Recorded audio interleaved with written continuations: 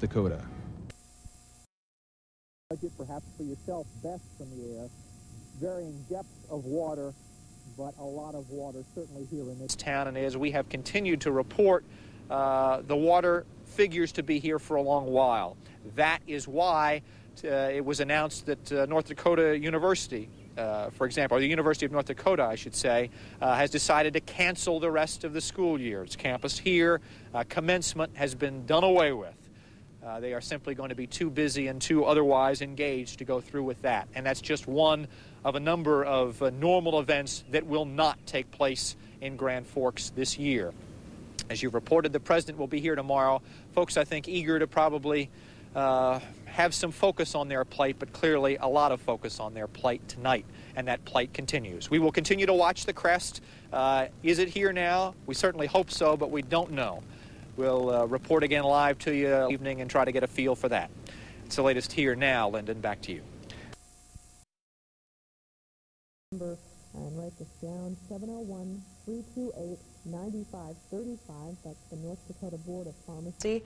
And the Pharmacy Association is 258-4968. Again, a North Dakota number.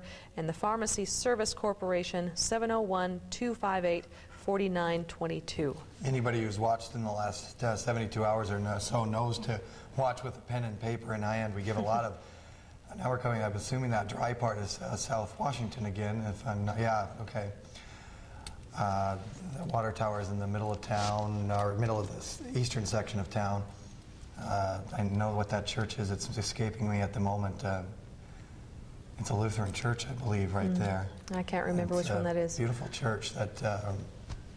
Emmanuel Lutheran Church, I believe. Yeah, that's right, Emmanuel Lutheran.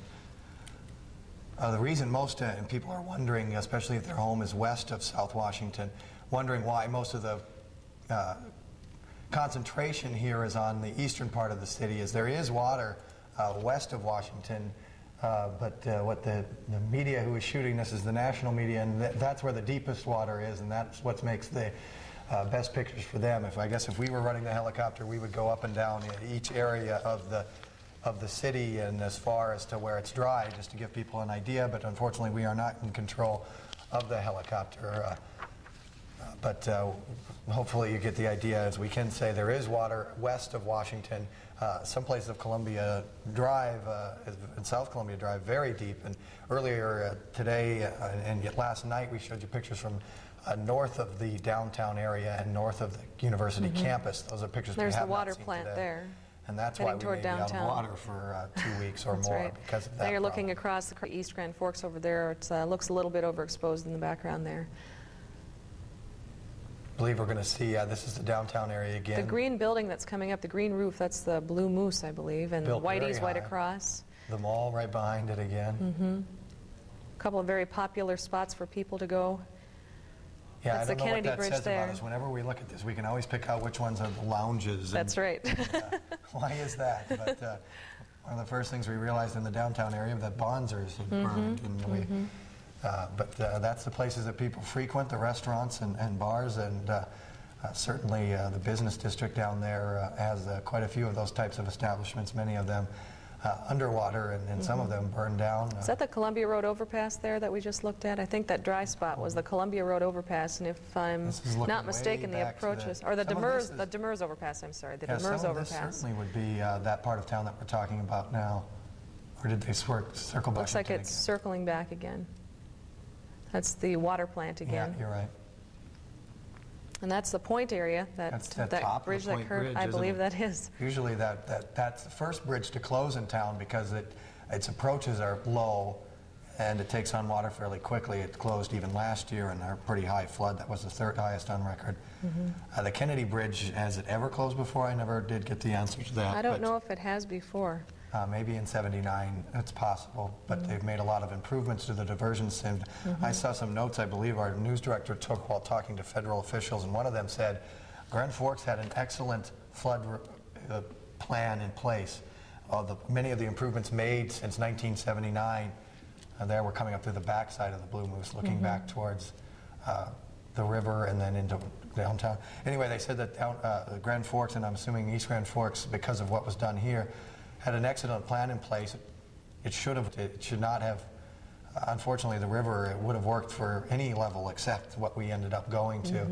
And so this is a tragic event that was really unstoppable once it got started. There was nothing to be done.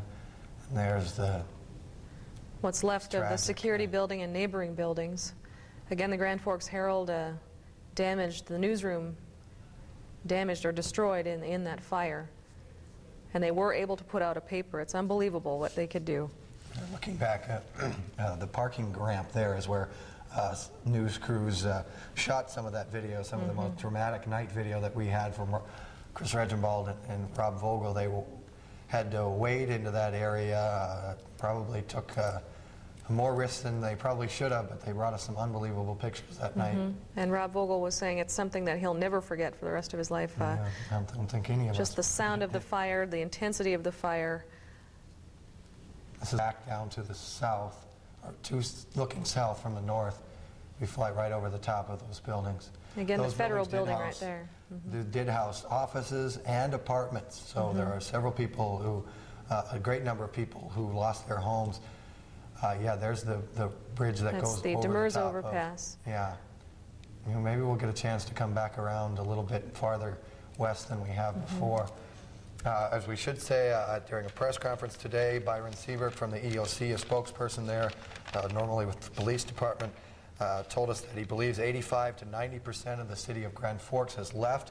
Lynn Staus told reporters at that press conference that he believes only a handful of Grand Forks, or East Grand Forks residents remain. I guess 200 to 250 of that community was still there battling to keep their homes today. So definitely people have heeded the order to get out, although it's very hard for them to know who might still be hiding else. But if you're hiding in a house, I don't see how you can make it 2 more weeks without water. If you are, you should get a white flag, hang a sheet out the window. It's time to give up and get out of those areas. And again, with a situation like what happened in downtown, if there was a dangerous situation such as a fire or a medical emergency, crews can't get to you. That's just the bottom line, and they'll have a very difficult time getting to you. That's the Columbia Road. Or the Columbia Ridge. Yeah. We came over the top of the South Forks Plaza Mall there. This is some of the first images we've seen this far west.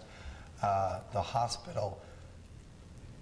Looks like an island. They diked it in. It looks like it's doing a fairly good job. They had to evacuate everyone from the hospital, but they were hoping to try and save the building with a major diking effort. They dug up dirt from the soccer fields just off of, just next to 20th Street and south of 24th Avenue South. They were digging that up and taking dirt all night, Saturday night, I believe it was, Friday night. And now you're going to see a shot of Lincoln Park Golf Course, or Lincoln Park, or Ray Richards, excuse me, Ray Richards. I don't golf, so. But Rob Vogel knows which is which. Rob Vogel would know. And the University of North Dakota in the background there. All students sent home for the rest of the semester. President Ken Baker saying that it would just be too impossible to continue. Some of the students were staying. They tried to keep resident halls open. When they expanded the mandatory evacuations to that area, they kept some of the university buildings, residential halls open, but it just became too much as we crossed Interstate 29. Some of the buildings on the western edge of the campus are still high and dry. I guess have we crossed? Oh, that was South 42nd Street we crossed, not the interstate. We're at, I believe, downtown. This is downtown Grand Forks, the courthouse there with the dome. That's the Grand Forks House and the adjacent Grand Forks Police Department building. Again, just a muddy, murky scene in downtown Grand Forks. The railroad tracks are supposed to be there, but you can't see them there.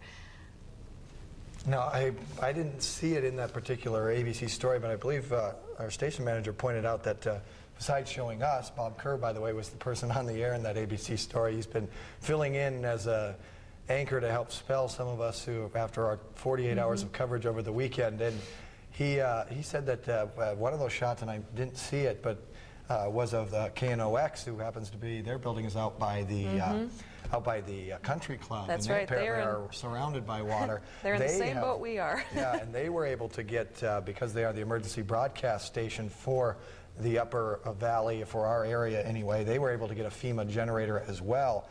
And they have been one of the longest running straight through stations in town. they've been able to keep their power going thanks to FEMA. So